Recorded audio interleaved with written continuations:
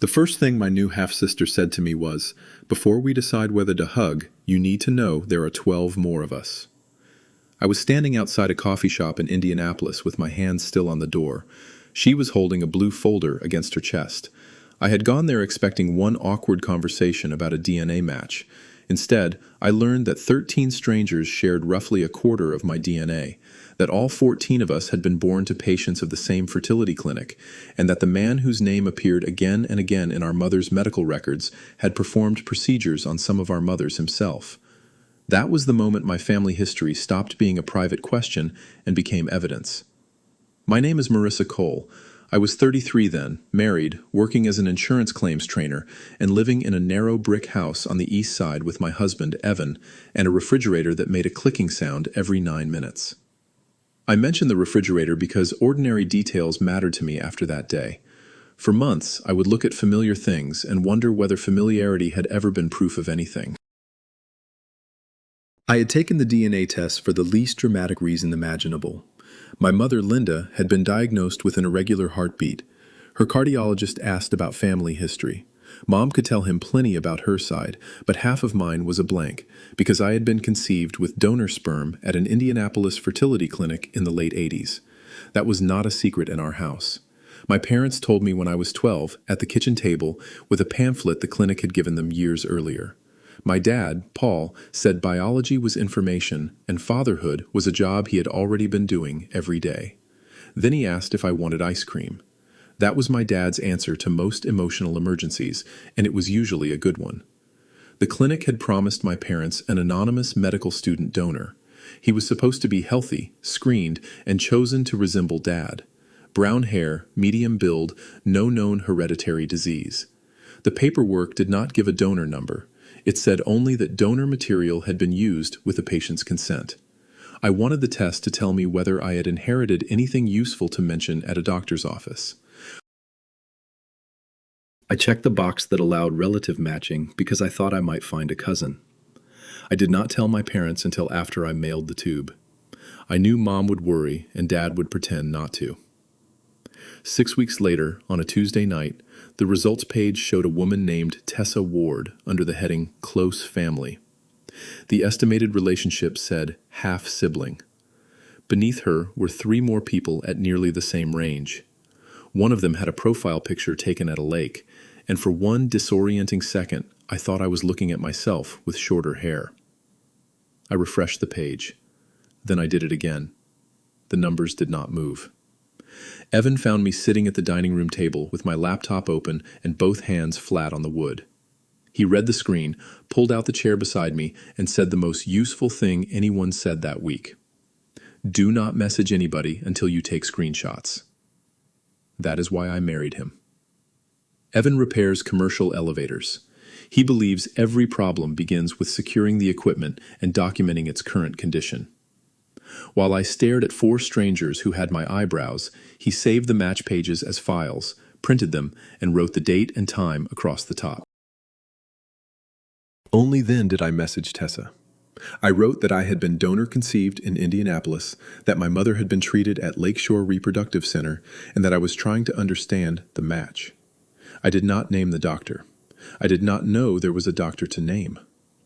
Tessa answered in 11 minutes. Her reply was 3 sentences. She had also been conceived at Lakeshore. Her mother had been treated by Dr. Raymond Halpern. We needed to speak by phone, but not while either of us was driving. That last sentence frightened me more than the first 2. Tessa was 36, a middle school librarian in Bloomington, and had the steady voice of someone who had already repeated an impossible story too many times. She had tested 2 years earlier after her own daughter developed a mild connective tissue problem. At first, she found one half-brother. Then another match arrived. The group had grown slowly until there were 13 people, not counting me. All of their mothers had gone to Lakeshore between the early 80s and the early 90s. 9 remembered Halpern as their physician. 3 had records bearing his signature. One mother had been told her husband's sample was used on a day when her husband later proved he had been out of state. The children were spread across Indiana, Ohio, Kentucky, and Illinois, but most had been conceived within an hour's drive of the same building. "We have not accused him publicly," Tessa said. "We agreed not to. We have circumstantial evidence and DNA pointing in one direction. We need records and a clean chain of proof." I asked the question anyway. "Do you think the doctor used his own sperm?" There was a pause. I could hear a school intercom in the background, followed by the muffled clatter of a door closing. "Yes," she said. "I think he did it over and over." I called my mother that night. Dad answered and said she was at choir practice. I told him I needed both of them at home and that nobody was sick. He heard the part I did not say.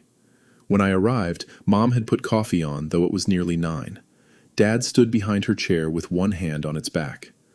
I showed them the screenshots.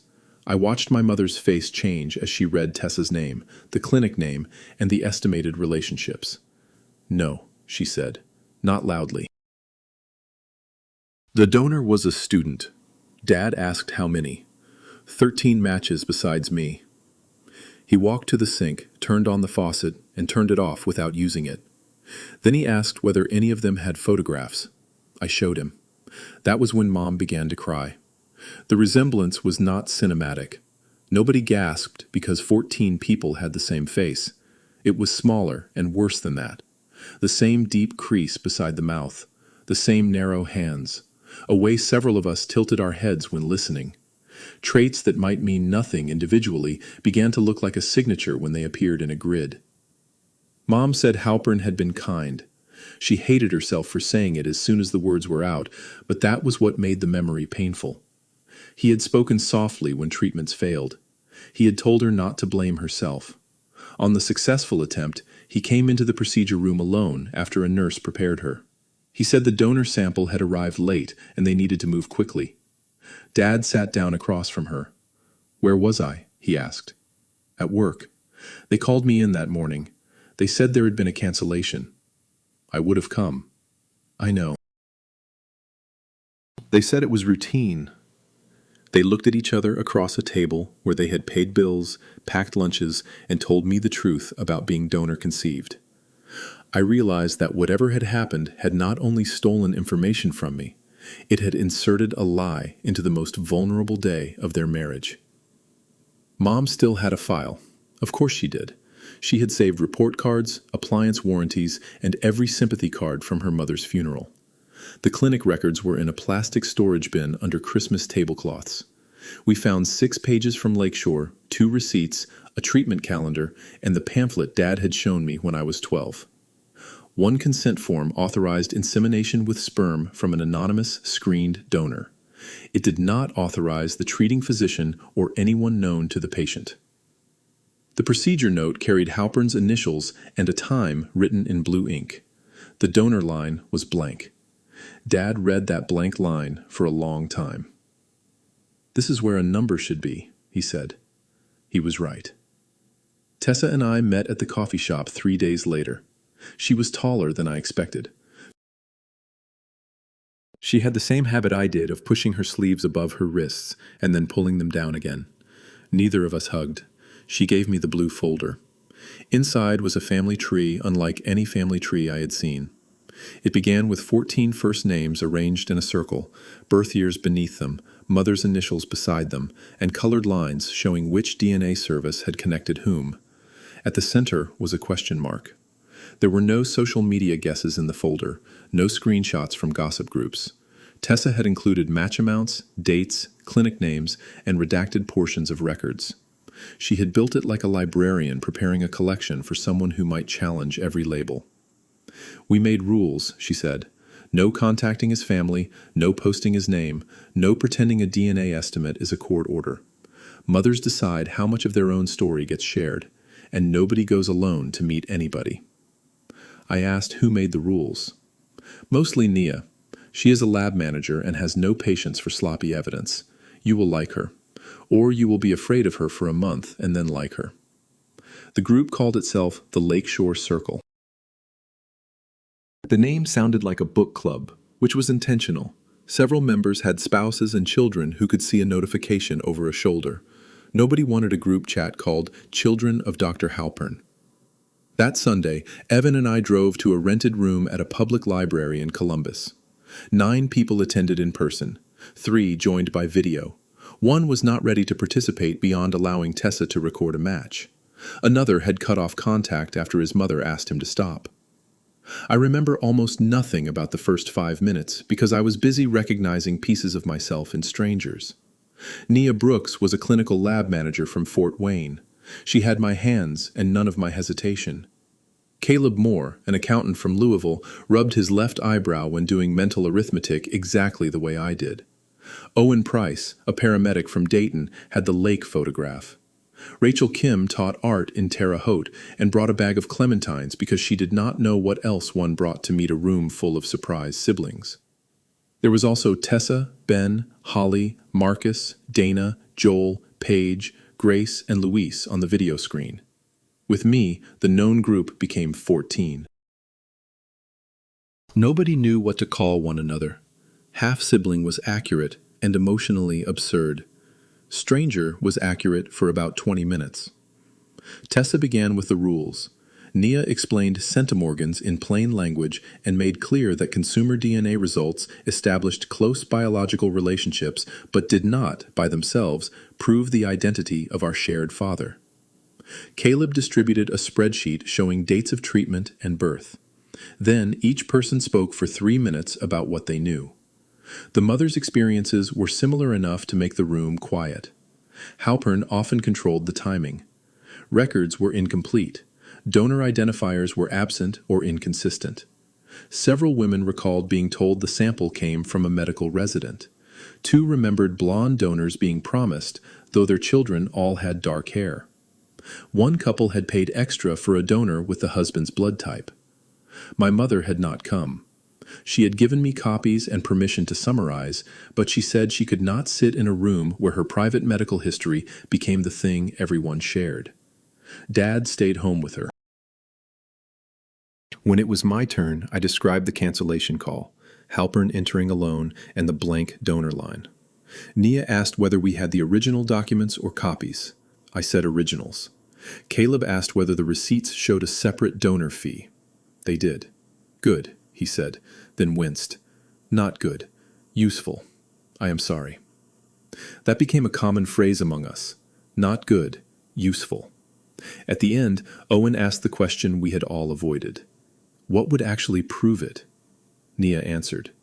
A direct sample from Halpern would be strongest, but there were lawful alternatives. A verified match to one of his acknowledged relatives could establish the paternal line. Records could corroborate opportunity and intent. A court could order testing and litigation, but we were nowhere near that yet, and nobody was going to collect discarded cups or follow family members through parking lots. We do this clean, she said. If we cross a line, his lawyer gets to make the story about us crossing it. The group had already located a public obituary for Halpern's father and the names of several living relatives.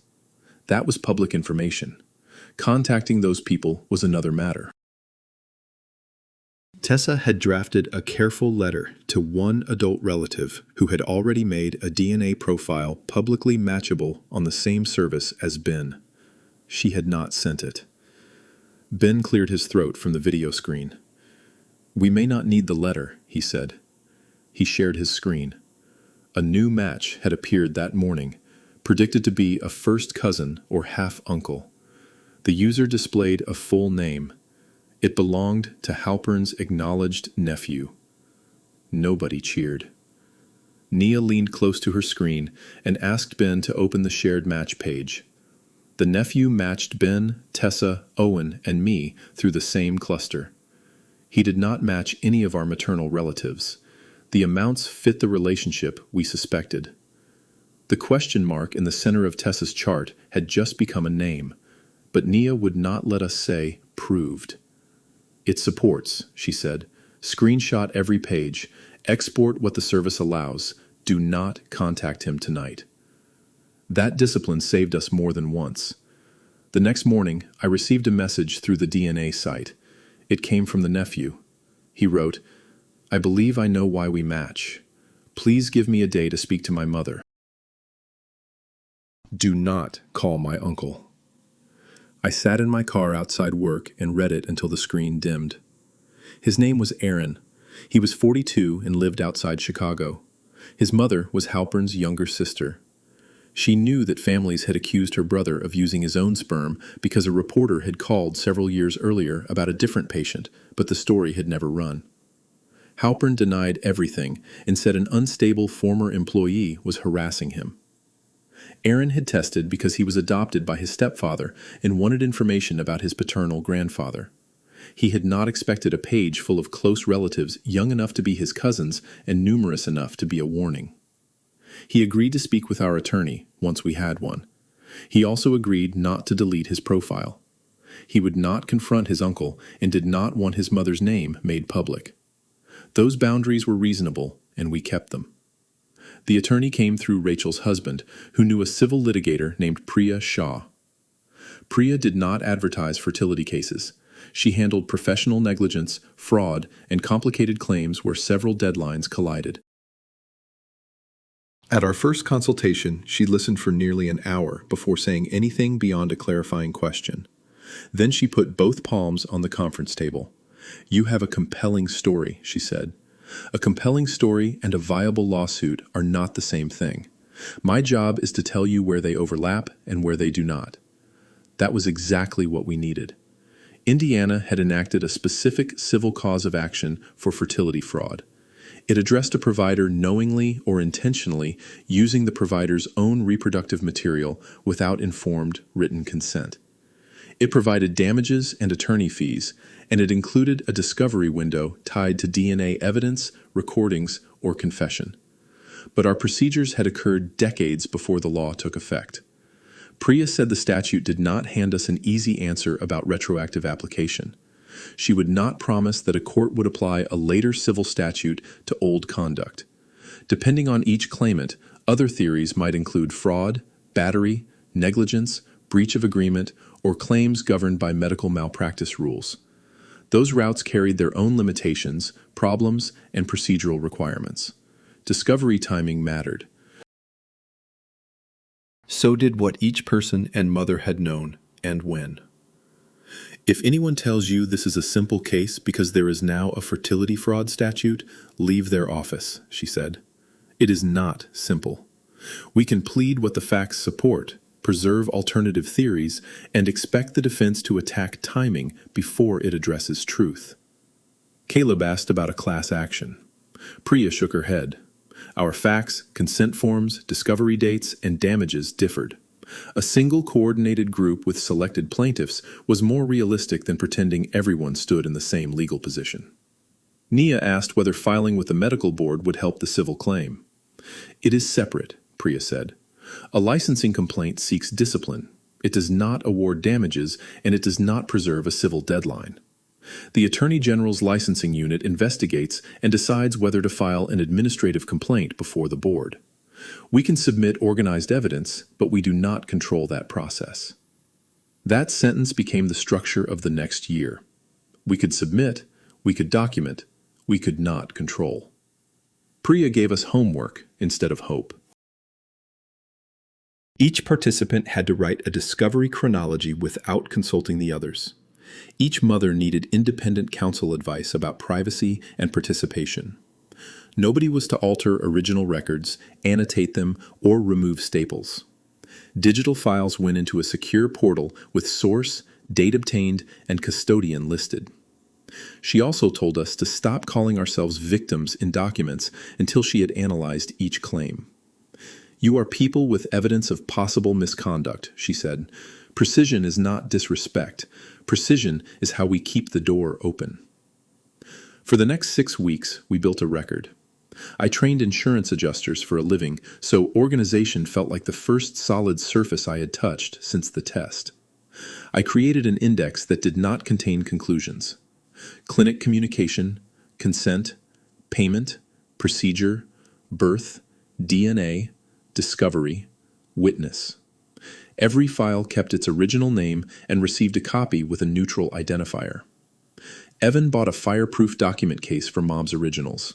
Dad objected to the price until Evan pointed out that Dad had once paid more for a grill cover. Mom's first written statement took 4 attempts.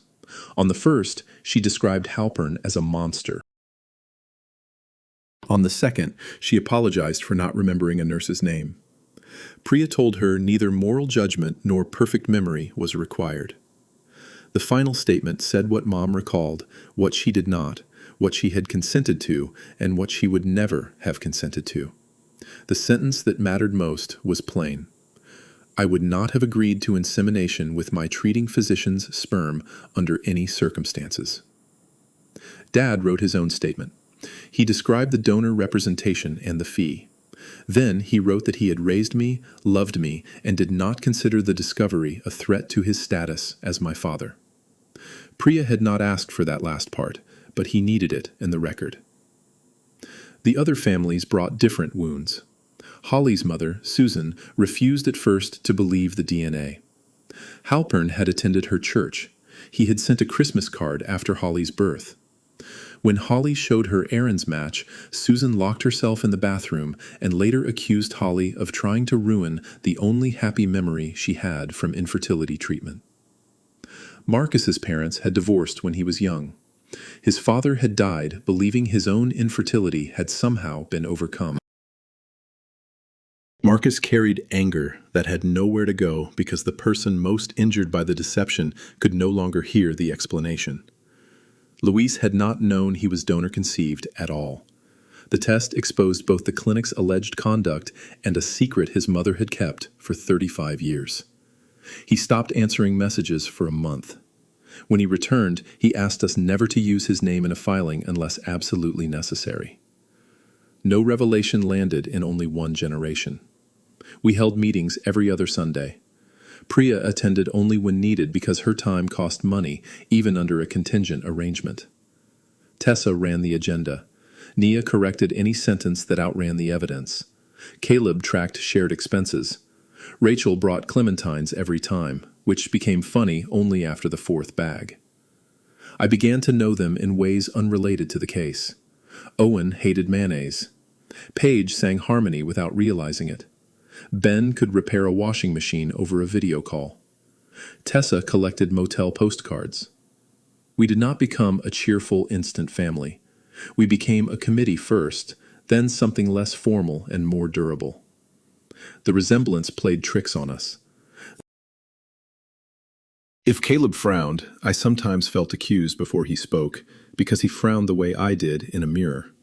Rachel and I laughed with the same abrupt inhale. At a restaurant, a server asked whether Nia and I were sisters, and neither of us could answer without making the poor woman regret speaking. The greatest difference among us was what we wanted. Tessa wanted the public record corrected. Nia wanted medical histories and a complete count. Marcus wanted Halpern to admit it. Holly wanted her mother left alone. Owen wanted the license gone if Halpern still had any authority to treat patients. I wanted all those things on alternating days. Priya made us rank outcomes individually: truth, privacy, compensation, discipline, apology, medical information, prevention. No 2 lists matched. That is why defendants try to divide groups, she told us. Not because you are weak, because you are different people, and difference creates leverage. Decide now what you will not trade away. We agreed on 3 non-negotiable points. Any resolution had to preserve our right to give accurate medical information to our doctors. It could not require us to deny the biological relationship, and it could not prevent cooperation with the licensing investigation. Everything else remained open. Before filing, Priya sent Halpern a preservation letter through counsel.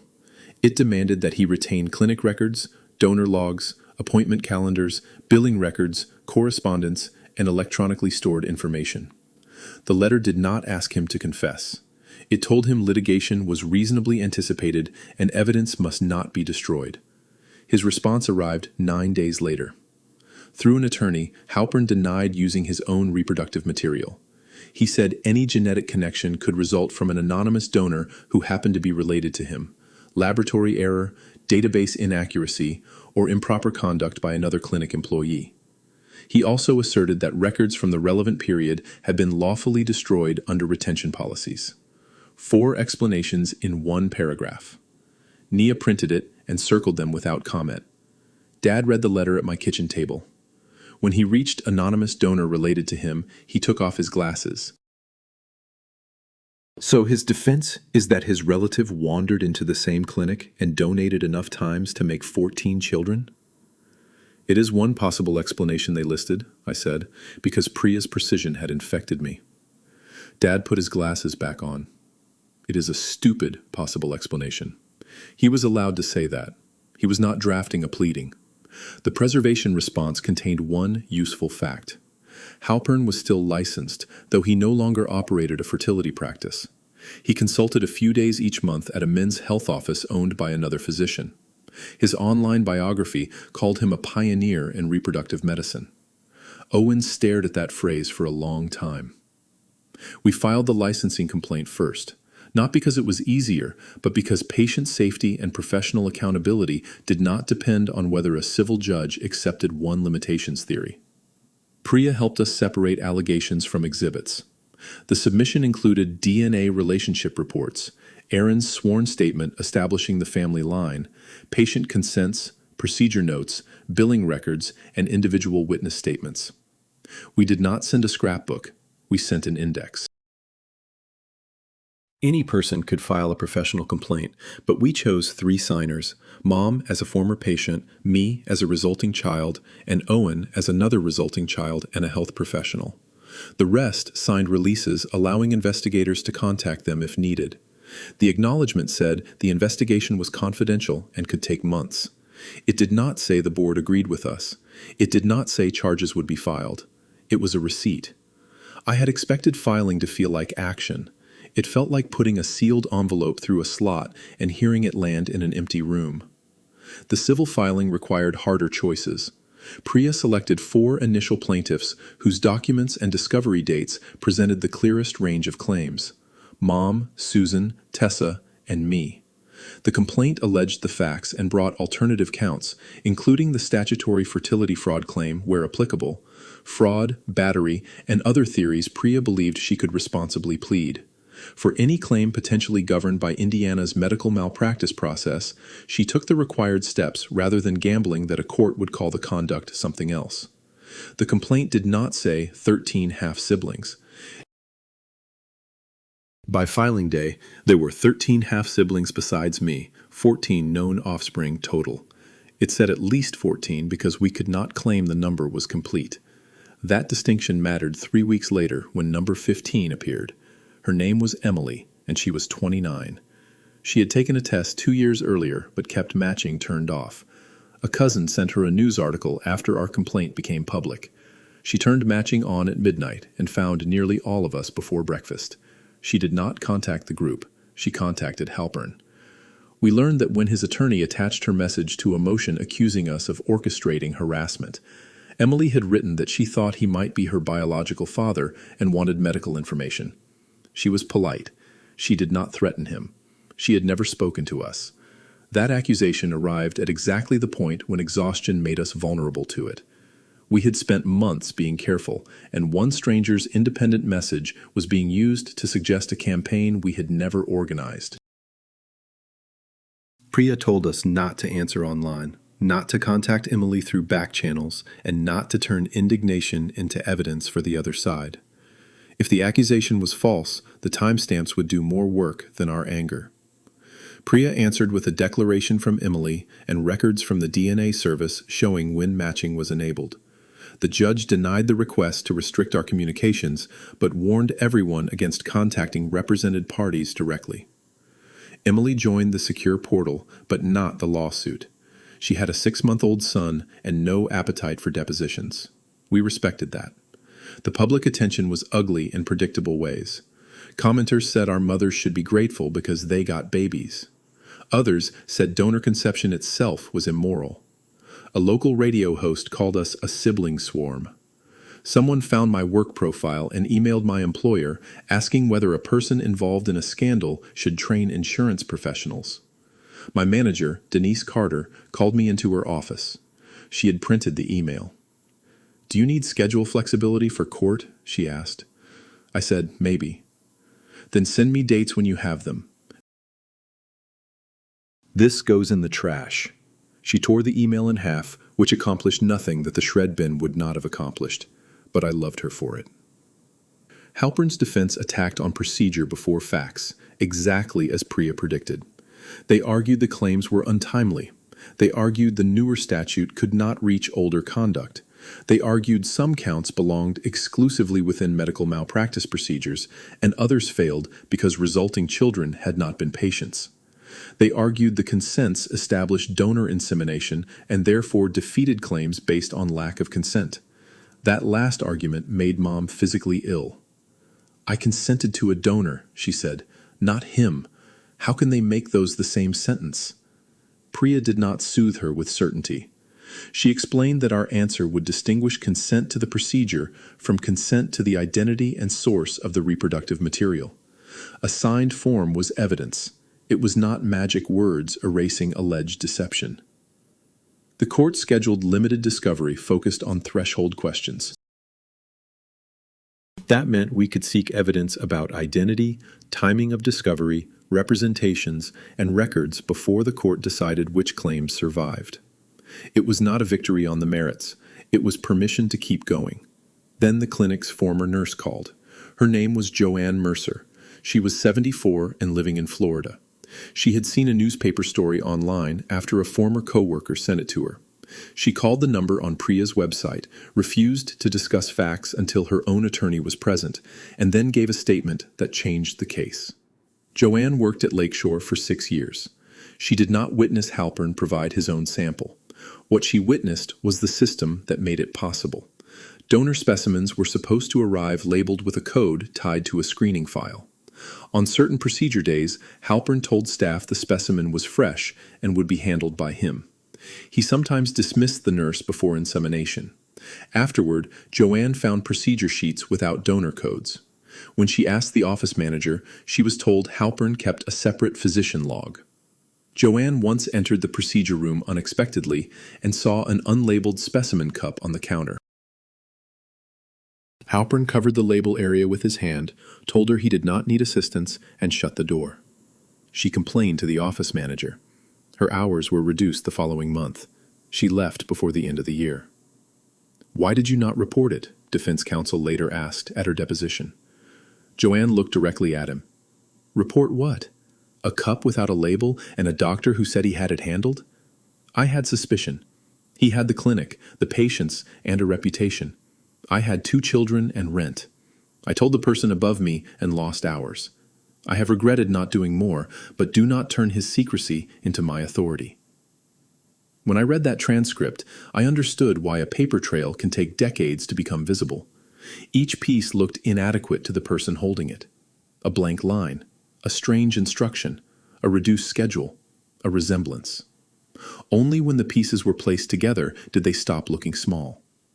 The records Halpern said had been destroyed were not entirely gone. Lakeshore had closed, but one of its laboratory contractors had merged twice and sold its storage division. Caleb traced the corporate names through old bills in Susan's file. Priya issued a subpoena to the current records custodian. The company found microfilmed monthly invoices and accession logs in an off-site archive. The logs did not contain patient names. They contained dates, clinic account numbers, and donor shipment codes. On 9 dates corresponding to procedures in our group, Lakeshore had not received donor material from that laboratory. On 4 other dates, material had arrived, but the codes on billing sheets did not match the codes in patient charts. Mom's procedure date showed no shipment. The defense said Lakeshore could have used another supplier. That was possible. We looked for invoices from another supplier and found none. Joanne said she knew of none. Possible was not the same as supported. Aaron then agreed to formal kinship testing through an accredited laboratory. He did it after his mother gave her blessing, though she would not participate herself. Tessa, Owen, and I provided samples under documented collection procedures. The results supported the expected relationships if Halpern was our biological father and Aaron our first cousin. Still, the direct question remained. Priya sought a court order for Halpern to provide a sample. His attorney resisted, arguing privacy, burden, and lack of need. The briefing took 2 months. The hearing lasted 40 minutes. Halpern attended by video. It was the first time I saw him move rather than pose in an old clinic photograph. He was in his late 70s, silver-haired, wearing a dark jacket. He looked neither monstrous nor fragile. He looked impatient. That unsettled me more than if he had looked cruel. The person at the center of our family chart was just a man checking the clock while attorneys discussed whether his body contained the answer to ours. The judge asked Priya why the relative testing was insufficient. Because the defendant has offered alternative biological explanations, she said. A direct comparison is narrowly tailored to resolve the identity he disputes. The judge ordered the sample under a protective order.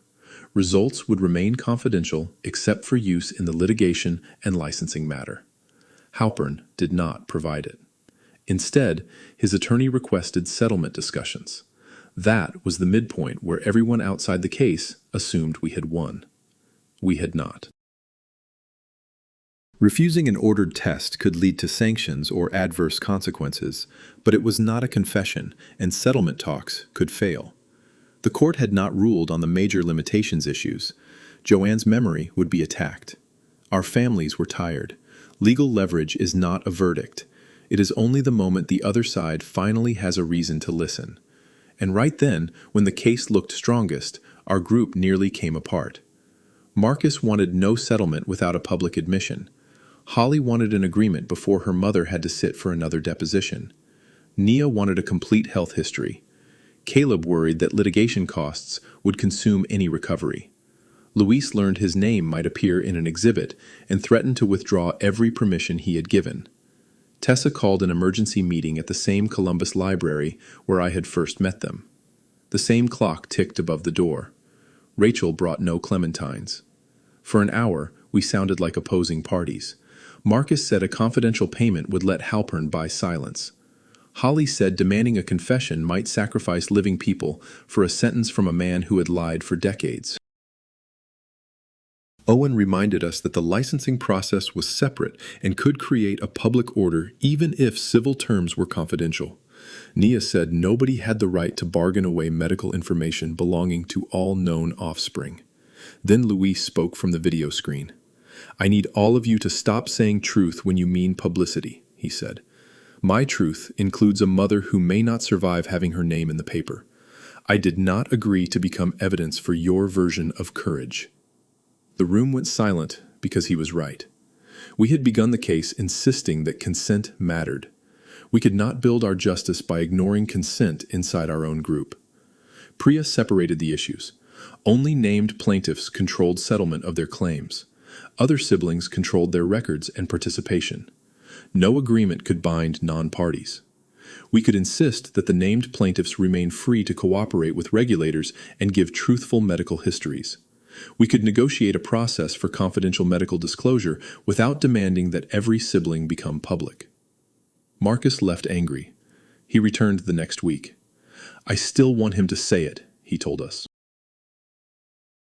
"But I do not get to volunteer Luis for the cost." That was the most important apology in the case, and Halpern was not involved. Settlement mediation took place in a downtown office with windows facing a parking garage. The named plaintiffs sat with Priya in one room. Halpern and his insurers sat elsewhere. A retired judge moved between us, carrying offers and careful summaries. The first proposal included broad confidentiality. It would have prohibited us from disclosing allegations, evidence, settlement terms, and even the existence of the agreement. It also required dismissal of the licensing complaint to the extent we could influence it. Mom pushed the paper away. "No." The mediator said it was an opening proposal. "Then they can open again," she said. Priya's counterproposal protected settlement amounts, but not facts already in public court records, biological relationships, medical information, or cooperation with any government investigation. It required Halpern to provide a verified health history through counsel. It did not demand an apology because Priya believed a forced apology would become a battlefield of adjectives. The offers moved for 10 hours. At 6 in the evening, the defense proposed a written statement saying Halpern did not contest the genetic test results for settlement purposes. Marcus, who was not a plaintiff and had no vote, called it cowardly. Mom called it enough to stop pretending. At 8, we reached terms in principle. The settlement amount was confidential. I can say it paid legal expenses, compensated the named plaintiffs, and established a fund for medically indicated genetic counseling for participating offspring. Nobody became rich. The most valuable provisions were not checks. Halpern agreed to provide a sworn family medical history prepared with his physician.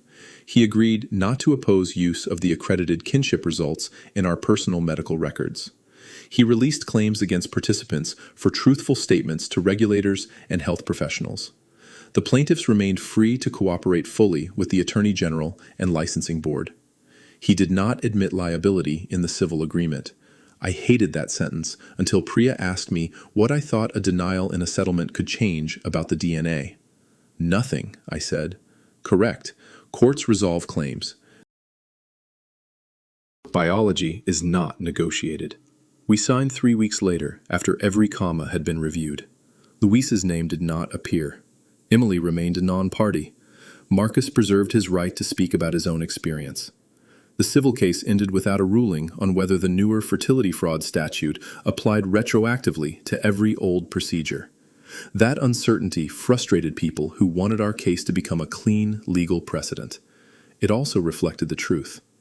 We had filed under the fertility fraud law where Priya believed the argument was supportable, pleaded alternatives, survived long enough to obtain decisive evidence and leverage, and resolved the claims rather than risk losing families to years of appeals. Justice was not a single wooden gavel. It was a set of doors, and we got through some of them. The licensing door stayed open. Before the board acted, the investigation asked each of us to separate what we knew personally from what we had learned through the group.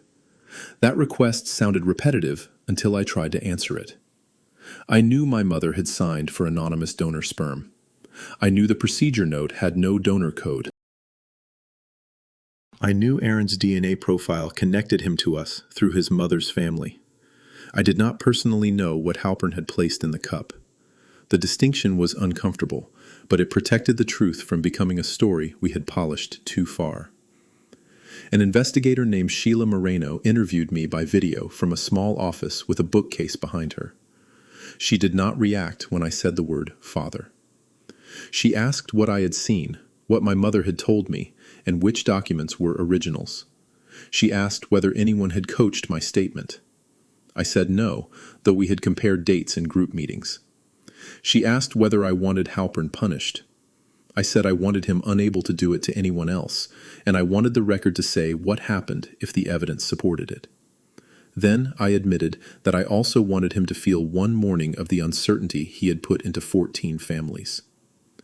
Sheila wrote something down. "Those are different answers," she said. "I know. It is useful that you know." After the interview, I sat in the parking lot and realized that justice did not require me to pretend I was made of clean motives. It required me not to confuse my motives with evidence. The inquiry also exposed how many people had learned to live around missing information. One sibling had a chart showing a possible inherited clotting risk, but no way to tell whether it came from the biological line or a maternal branch.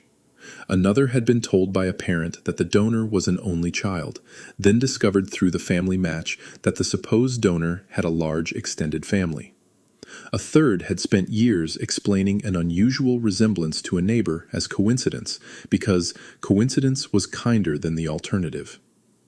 We began a private medical history exchange that did not depend on the lawsuit. Every entry had a source label, confirmed by record, reported by a parent, reported by a relative, or unverified. Nia insisted on the labels. Some people found them cold. Later, when a new sibling asked whether a condition was established or merely repeated in a group chat, everyone thanked her for being cold. Joanne, the former nurse, kept one item apart from the clinic records. It was a photocopy of a staffing schedule from the year she left. Several procedure days had been marked in pencil with the word physician beside the specimen column.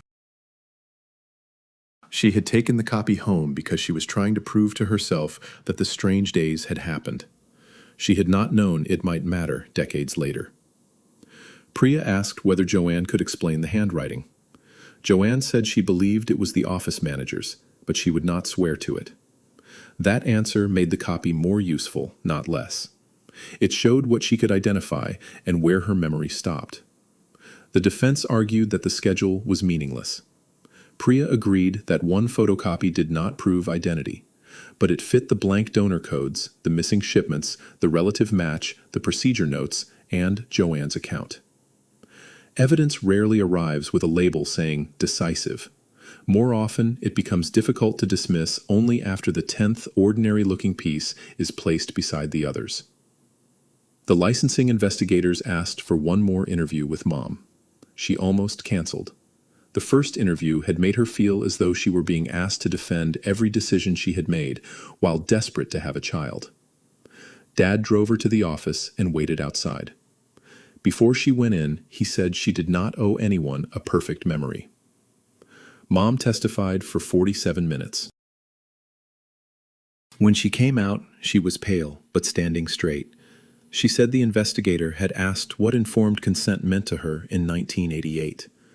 Mom answered that it meant knowing whose material was being used, what screening had been done, and what risks the doctors knew.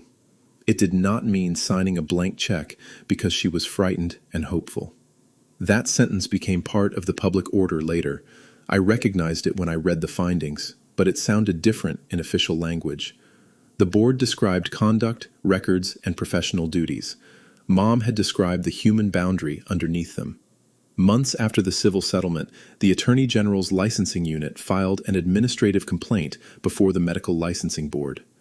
The public filing relied on evidence gathered independently and materials lawfully shared from our case. It alleged professional misconduct and deception. It did not seek money for us. It asked the board to act on the license. Halpern petitioned to surrender it. Even then, the surrender was not as simple as mailing back a card. With discipline pending, the board had to approve the resolution. The proposed order permanently barred him from seeking reinstatement in Indiana. His attorney described surrender as a practical decision by an elderly physician who had already reduced his practice. Owen read that sentence aloud at our meeting. Then, making it permanent should be easy, he said. The board hearing was held in a plain government room under fluorescent lights. Some of us attended, some watched remotely. Mom came with Dad and held his hands so tightly that his fingertips changed color. Halpern appeared with counsel. He did not look at our row. The board members asked whether he understood that surrender under the order meant he could not apply to reinstate the license. He said yes. They asked whether he entered the agreement voluntarily. He said yes. There was no speech from Marcus, no dramatic reading of 14 names, no moment when Halpern turned and begged forgiveness. The board voted. The order was approved. That was it. A license number changed status in a database. A profession that had trusted him closed its door. The result was quiet, procedural, and irreversible. Outside, reporters waited. Priya had prepared one sentence for the named plaintiffs. Mom ignored it. She stepped to the microphone and said, "We consented to fertility treatment. We did not consent to the physician using his own sperm. Those are not the same thing, and they never were." Then she took Dad's arm and walked away. Her sentence ran on the evening news. It was better than anything an attorney could have written because it did not make the story larger than it was. It made the boundary clear. The health history arrived the next month. There were cardiac issues, a clotting disorder in one branch, and no known connective tissue diagnosis. It did not answer everything. Family medical histories rarely do. We distributed it through the secure portal with a warning that it was self-reported and should guide conversations, not replace medical evaluation. My cardiologist added it to my chart. He ordered no dramatic battery of tests. He adjusted what questions he asked and recommended routine monitoring based on my own findings and Mom's history. That ordinary appointment was one of the outcomes I had wanted from the beginning. Dad had a harder time after the legal work ended. During the case, he always had a task: scan this, sign that, Drive Mom to the deposition. Afterward, he began making jokes about being outnumbered by my new family. The jokes were not funny, and he knew it. One Saturday, I found him in his garage sharpening a mower blade that was already sharp. I asked whether he wanted me to stop seeing the group. He set down the file. "No," he said. "I want to stop wanting you to. That is different." We stood there with the smell of cut grass coming through the open door. He said the siblings had blood claims he could never share. He worried that every new resemblance erased him a little. I told him Aaron could explain my eyebrows, but not why I kept jumper cables, labeled leftovers with dates, or believed ice cream could stabilize a crisis. Those things came from Dad. Biology is information, I reminded him. Fatherhood is a job. He looked offended that I had saved his line for more than 20 years. Then he asked if I wanted ice cream. Our first sibling cookout happened that fall at a county park outside Indianapolis. We chose a public place, reserved 2 shelters, and told everyone there would be name tags with 3 optional lines: name, city, and relationship. Nobody had to write donor-conceived, mother, spouse, or child unless they wanted to. 13 of the 15 known offspring came. 9 mothers came. Aaron attended with his wife, but not his mother. Dad grilled hamburgers with Caleb. Evan inspected the shelter's electrical outlet, even though nobody had asked him to. Rachel brought clementines. The day was awkward for exactly 40 minutes. Then a child spilled lemonade. 2 people moved at once for paper towels in the same peculiar quick step, and everybody laughed harder than the incident deserved. We took one group photograph. People could stand in it or not. The mothers chose the center. That had been Tessa's idea. Mom stood between Susan and Joanne, the former nurse. Dad stood directly behind Mom with one hand on her shoulder. We did not arrange the offspring around a missing father. We arranged ourselves around the women whose consent had been taken for granted and the families who had raised us. Marcus brought a small wooden sign. On it, he had painted the Lakeshore Circle and the year. No doctor's name. "I thought I wanted his name in the middle forever," he told me. "Turns out I do not want him in the middle of this at all." That did not mean forgiveness. It meant proportion. Here is the update, because the consequences did not end at the board hearing. 3 years later, Halpern's license remains surrendered, and the final order still bars reinstatement. The civil settlement remains confidential, and we have honored the parts of it we agreed to honor. The medical fund has paid for counseling and appropriate consultations, not panic testing. 2 more matches appeared, bringing the known offspring to 17, though both newcomers chose privacy and neither joined any legal action. The Lakeshore Circle meets once a year for the cookout. Attendance changes. 1 year, Marcus cannot come. Another year, Holly's mother stays home. Nobody treats absence as betrayal. We learn too much about consent to demand participation as proof of love.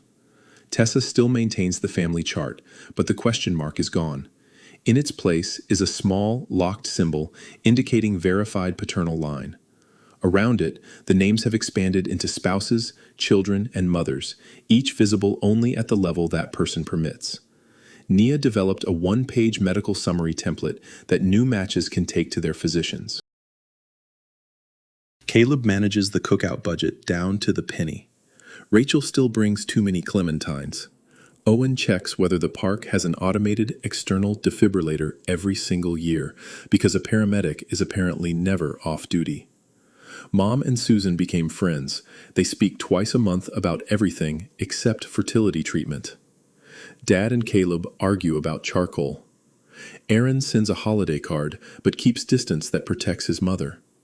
Luis has never attended, but he receives medical updates through Priya's office and sends a thumbs up when he wants us to know he is all right. As for me, I no longer open the DNA page alone. New matches can be life-changing for the person receiving them and routine for the people already inside the circle. Tessa and I wrote a message that begins with a choice. You may be seeing an unexpected close family result. You do not owe us an immediate reply. Here is what we know, here is what we do not, and here are the privacy options available to you. The blue folder from the coffee shop sits in my fireproof case now. Tessa gave it to me after the board order because I was the one who had expanded the evidence index. The original chart inside has 14 names in a circle and a question mark in the center. I keep it because it shows where we began, not because it shows what we became. What we became cannot fit in a folder. We are not a perfect family created by a terrible act. That would be too neat. Some of us are close. Some exchange only medical updates. Some mothers feel relief. Some rage. And some refuse to use Halpern's name. Dad remains my dad. Aaron remains both evidence and a person who never asked to carry his uncle's consequences. The satisfying part is not that 13 strangers and I destroyed a man. We did not. We assembled facts carefully enough that institutions could no longer look away. We kept our evidence cleaner than his explanations. We refused to let urgency turn us into people who ignored one another's boundaries. The civil system gave us compensation and information. The licensing system removed his authority. Neither system healed every family, but both did something real. I took that first DNA test because a doctor asked for family history.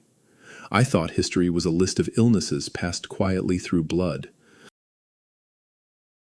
Now I know it is also a record of choices, signatures, blank lines, and the people willing to preserve them. The blank donor line on my mother's form once looked like nothing. In the end, it was the space where 14 families began asking the same question. If you were in our place, would you have accepted a confidential settlement that protected the licensing case, or would you have risked years in court for a public admission? And how much privacy should one sibling be allowed when the same truth affects everyone else? Tell me where you land, and drop your state and age in the comments. If this story stayed with you, like, subscribe, and join me for the next one. There is always another update, and sometimes the quiet line in the public record is the one that changes everything.